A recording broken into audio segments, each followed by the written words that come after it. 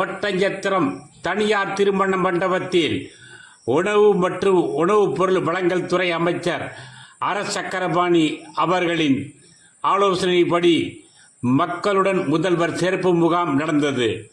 முகாம் தொடக்க விழாவுக்கு தாசில்தார் சசி தலைமையேற்று பேசினார். லெக்கையங்கோட்டை ஒன்றிய கவுன்சிலர் சண்முகம், திமுக தெற்கு ஒன்றிய அவைத்தலைவர் காளாஞ்சிப்பட்டி செல்வராஜ், தங்கச்சியம்மாவட்டி ஊராட்சி மன்ற தலைவர் முருகானந்தம் ஆகியோர் முன்னிலை வைத்து பேசினார்கள். ஒட்டஞ்சத்திரம் திமுக தெற்கு ஒன்றிய செயலாளர் தர்மராஜ் பங்கேற்று பயனாளிகளுக்கு அரசு நலத்திட்ட உதவிகளை வழங்கி பேசினார்.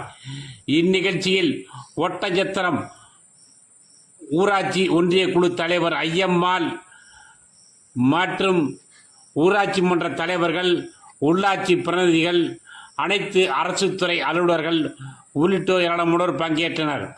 முகாமில் லெக்கையங்கோட்டை, அத்திக்கோம்பை, காளாஞ்சிப்பட்டி மற்றும் வடகாடு மலை கிராமத்தைச் சேர்ந்த 500க்கும் மேற்பட்ட பொதுமக்கள் அரசு நலத்திட்ட உதவிகளை வேண்டி மனு கொடுத்தனர்.